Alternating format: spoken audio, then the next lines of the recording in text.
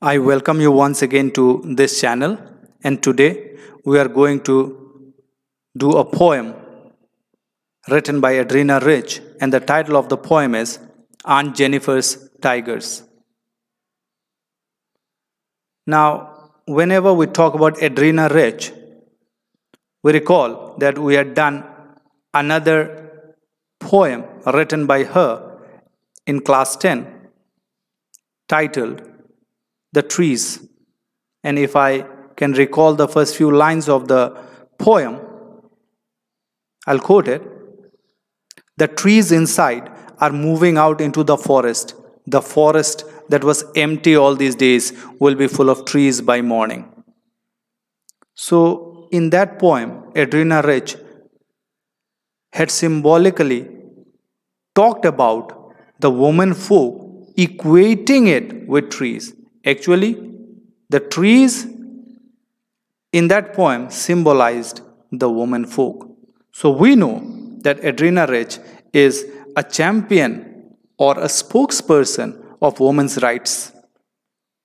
She talks about the gender disparity that is there and is a feminist. Now, what is this feminism? Feminism is the advocacy of women's rights on the ground of the equality of the sexes. Now, this poem also is written in similar lines. Here, Aunt Jennifer expresses her suppressed feeling through her art. Now, she is a victim of the male dominated society. She has no one to tell her mental and physical pain. So, she makes a picture of a graceful and powerful tiger to convey her deep feelings and emotions. So, let us continue with the poem. First, I'll read the poem. Aunt Jennifer's Tigers. Aunt Jennifer's tigers prance across the screen, bright topaz, denizens of a world of green. They do not fear the men beneath the tree. They pace in sleek, chivalric certainty. Aunt Jennifer's fingers, fluttering through her wool, find even the ivory needle hard to pull. The massive weight of Uncle's wedding band sits heavily upon Aunt Jennifer's hands. When Aunt is dead, her terrified hands will lie, still rinsed with ordeals she was mastered by. The tigers in the panel that she made will go on prancing, proud and unafraid. So this is the poem. So let us take up the first stanza. In the first stanza, the poetess tells us that Aunt Jennifer is embroidering tigers or drawing tigers in a panel or screen. And these tigers that she is making is prancing. They are jumping. They are in action. So Aunt Jennifer's tigers prance across a screen. That means Aunt Jennifer is embroidering tigers on a panel. And these tigers are prancing or jumping. Bright topaz, denizens of a world of green. And these tigers are like bright topaz. Topaz actually is a gemstone which is bright yellow in color, and people wear it in rings. So they are very, very precious also.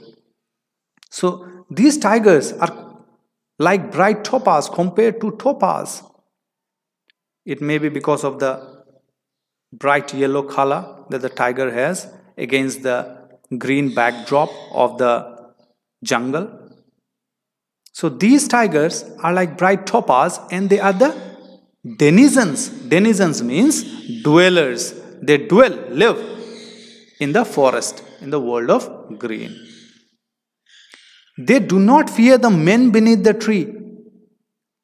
Now, when Aunt is creating or embroidering these tigers, she is also creating trees in the picture, and she has also drawn some men who are standing beneath the tree. But these tigers are not frightened of the people who are standing beneath the tree. which is in sharp contrast to Aunt Jennifer's condition herself, because Aunt Jennifer is frightened of her own husband. They pace in sleek, chivalric certainty. These tigers that she made are moving about. They pace, they move about in sleek, in a stylish manner, elegant manner, with chivalric certainty, with great confidence. They move about with great confidence. They are not frightened of anyone. They are completely free. And this is what Aunt Jennifer is longing for. She wants freedom. She wants to enjoy the status, the position that a tiger enjoys in the animal kingdom. But unluckily, she is under the dictates of her own husband and has to follow all his command. So I hope that the first stanza is clear. So we'll move on to the second stanza. Now the first stanza actually talks about her wishes, her dreams, and she described the tiger. Now the second stanza, Aunt Jennifer's fingers fluttering through her wool. Now while she is embroidering the tigers, her hands are shivering. It's trembling and fluttering. And because of that shivering, she is finding it difficult to pull the ivory needle also. Now what is the reason for that? The poetess says that the reason for that is the massive weight, the heavy weight of uncle's wedding band sits heavily upon Aunt Jennifer's hands. Now, it is because of the heavy weight of the wedding band that Aunt Jennifer has on her hand.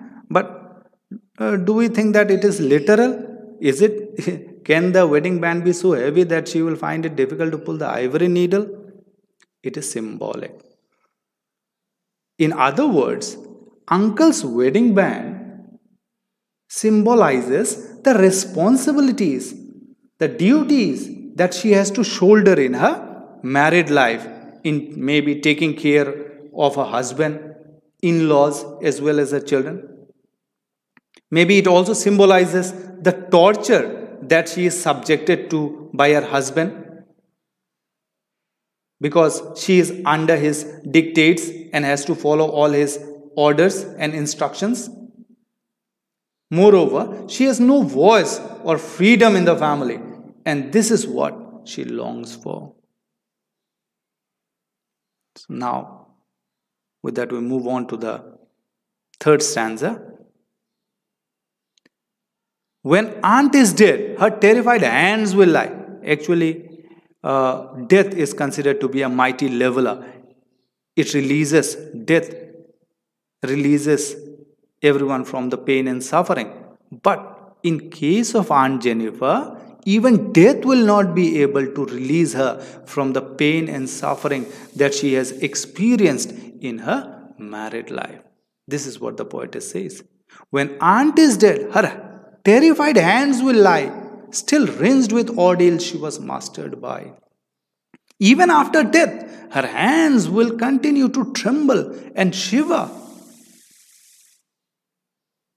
In other words, she is trying to hint at the immensity of suffering and torture that Aunt Jennifer was subjected to in her married life by the husband. So, once again I read it. When aunt is dead, after death also her terrified hands will lie. Her hands will still continue shivering and trembling. Her terrified hands will lie still covered, rinsed with ordeals. Ordeals are difficulties she was mastered by. So it shows the immensity of torture, the trouble that she was subjected to or she has endured in her married life. But what about the tigers that she had created in the panel? The tigers in the panel that she made will go on prancing, jumping, proud and unafraid. So, in other words, we can say that Aunt Jennifer's tigers, here tigers is symbolic. Here, the tiger is a symbol of her wishes, her dreams, her hopes, her aspirations, her longings to be respected in the family and society. So instead of calling it Aunt Jennifer's tigers, you can also call it Aunt Jennifer's dreams, Aunt Jennifer's longings, her hopes and aspiration. So Aunt Jennifer's tigers is nothing but Aunt Jennifer's dreams, her hopes and her aspiration to be respected and regarded in the family. So with this we come to the end of this poem. So before we conclude, you note down some of the important points. Suppressed and oppressed Aunt Jennifer wishes to be powerful and strong within, like the tiger in her art, but fails. The stout and impressive image of a tiger in the artwork of Jennifer contrasts with Jennifer herself. Tiger is a symbol of strength, pride, experience, and independence, but Jennifer is weak, meek, and dependent on her husband. This poem is powerful and generalizes the difficulties, the plight, ordeals of all suppressed women of the world. So with this, we come to the end of the poem. Thank you very much.